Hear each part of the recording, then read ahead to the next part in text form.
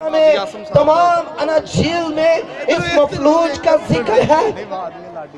मफलूज को यीशु मसीह के पास लाते हैं। जब मफलूज को यीशु के पास लाते हैं तो वो मफलूज जो है वो चलने फिरने से कासिर था। उसकी टांगे काम नहीं करती थी, उसके हाथ पांव काम नहीं करते थे, वो बिल्कुल अपाहिज था। जैसे वो माँ के बदन से निकला वैसे ही वो उस हालत में था कि वो दूसरों को अपना सहारा बना लेता और दूसरे लोग उसे उठा कर लाए। लेकिन जब यीशु के पास पहुंचे तो यीशु ने क्या कहा?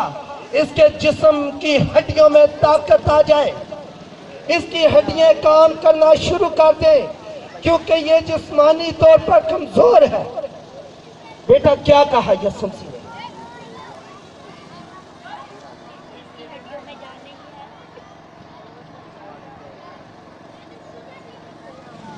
आप बाइबल मुकद्दस की स्टडी बहुत कम करते हैं। बाइबल मुकद्दस पढ़ा करें, ये आपके कदमों के लिए चिराग और राह के लिए रोशनी बन जाएगा, आपको समझ देगा, आपको रोशनी अता करेगा। यीशु मसीह के अल्फाज ये नहीं थे। कोई और शख्स जो बता सके कि यीशु मसीह ने उसे क्या कहा, उस मफलूज को अपना हाथ खड़ा कीजिएगा। अगर कोई ये बता सके कि मफलूज को यीशु ने क्या कहा।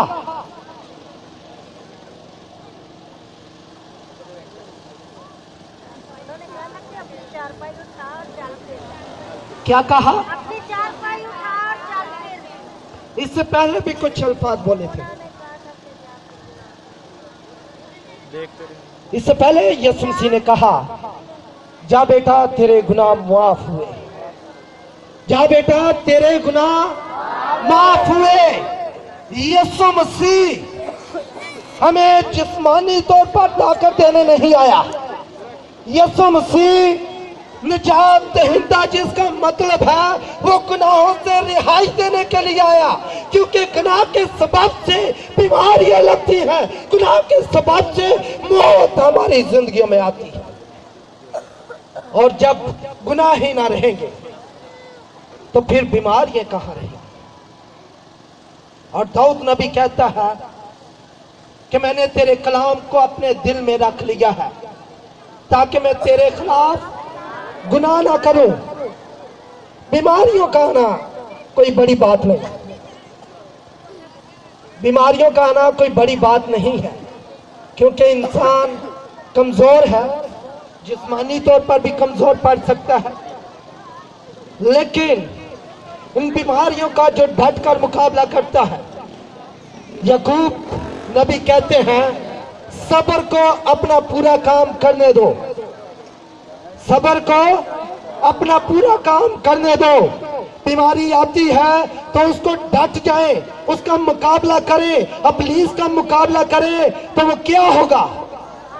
भाग जाएगा। जो बीमारी लेके आता है, जो मौत लेकर आता है, जो परेशानियां लेकर आता है, जब आप उसका मुकाबला करेंगे तो फिर ना बीमारी रहेगी, ना इब्लीस रहेगा और आप सेहत पाएंगे, बल्कि उसके तालिब असर नो जवानी की हालत में नजर आएंगे। एक बादशाह था, गौर से सुने, एक बादशाह था, उसका एक वजीर था। आप सब जानते होंगे कि जो वजीर होते हैं वो हर बात में कहते हैं बादशाह सलामत, इसमें भलाई होगा। कोई भी बात होती है वो कहते हैं बादशाह सलामत, इसमें भलाई होगा। वो हर बात में कहता था बादशाह सलामत, इसमें भला होगा। एक दिन बादशाह सलामत बैठे बैठे उनकी उंगली कट गई, और जब उंगली कट गई तो बादशाह सलामत रोना शुरू हो गए, तड़पने लगे, कह के कराने लगे। तो वजीर आया, वजीर ने कहा बादशाह सलामत, इसमें भी भला हो सकता है। बादशाह को गुस्सा आया, उसने कहा कि देखो मैं तड़प रहा हूं और ये कहता है कि इसमें भला, भला मेरी उंगली कटने से मेरा नुकसान हो गया और ये कहता है कि भला होगा। उसे गुस्सा आया, उसने कहा कि वजीर को कैद खाना में डाल दिया जाए। जब उसे कैद खाना में डाल दिया गया तो बादशाह ने कहा, मेरा शाही घोड़ा निकालो, आज मैंने शिकार करने के लिए जाना है। बादशाह घोड़े के ऊपर बैठा जंगलों की तरफ निकल गया।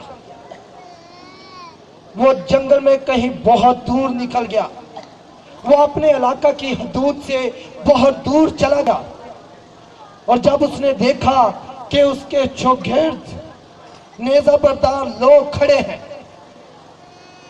और वो एक कैदी की हालत में कैद हो चुका है, उन लोगों ने उसे पकड़ा और कहा कि आज इसकी कुर्बानी चढ़ाएंगे। आज हमारे दरमियान एक बकरा आ गया है, आज इसको ही कुर्बान करेंगे। जब उन्होंने उसको पकड़ा, उसे आग में डालने लगे तो उसके हाथ को देखकर कहने लगे, नहीं नहीं, इसे कुर्बान नहीं करना, क्योंकि ये नाकस है, इसकी उंगली कटी हुई है और नाकस कुर्बानी हमारा खुदा कबूल नहीं करेगा। और उन लोगों ने उसे आजाद कर दिया।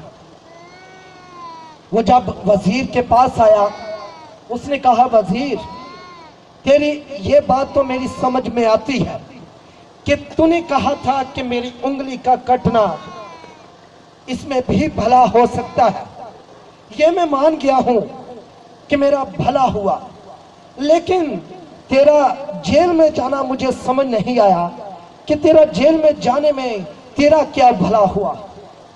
उसने कहा, बादशाह सलामत, इसमें भी भला है, क्योंकि अगर आप मुझे कैद खाना में ना डालते तो वो लोग मुझे आपकी जगह कुर्बान करते, क्योंकि वजीर होने के नाते मुझे आपके साथ जाना पड़ना था।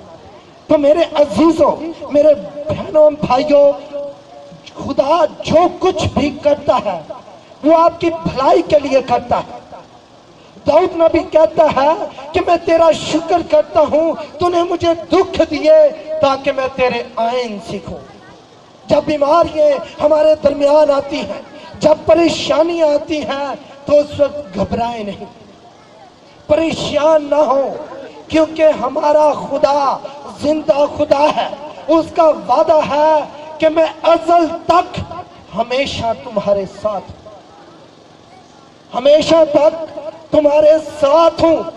और जिसके साथ यीशु है, जिसने मौत पर फतह पाई, जिसने सारे बंधनों को तोड़ दिया, जो डॉक्टरों का डॉक्टर, हकीमों का हकीम, तबीबों का तबीब आजम है, जब वो आपके साथ है तो फिर आपको किसी चीज से डरने की जरूरत नहीं। मेरे अजीजों, मैं जानता हूं कि मौसम सर्द हो रहा है, आपको मुश्किल हो रही है, और मैं आपका टाइम ज्यादा नहीं लूंगा। आप सबने ये आयत पढ़ी कि मेरी बिनते कौम शिफा क्यों नहीं पाती, मेरी बिनते कौम शिफा क्यों नहीं पाती। इसकी सबसे बड़ी वजह, जब कलाम मुकद्दस को हम पढ़ते हैं, जब इस बीमारी को हम अपनी जिंदगी में आता देखते हैं कि ये कौन सी बीमारियां हैं जिसकी वजह से हमारे अंदर बीमारियां आती हैं, वह है खुदा की नाफरमानी। जब हम उसके हुक्मों को नहीं मानते, जब हम उसके कलाम के मुताबिक नहीं चलते, उस वक्त हमारी जिंदगियों में बीमारियां आ जाती हैं, उस वक्त हमें परेशानियां जकड़ लेती हैं, उस वक्त तरह तरह के हम कर्जों में दब जाते हैं। और उसकी एक ही वजह है, वो है कि हम खुदा की मर्जी को पूरा करें, खुदा के कलाम के मुताबिक चले। तब आपकी जिंदगी में खुदावंद जलाली काम करेगा।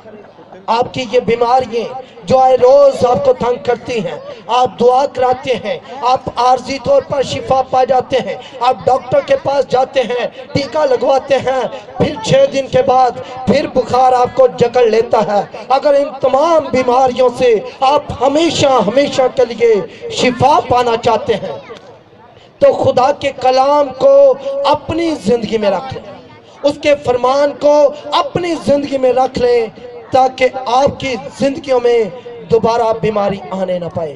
खुदावन के पाक कलाम पर उसकी बरकत हो। खुदावन का शुक्र।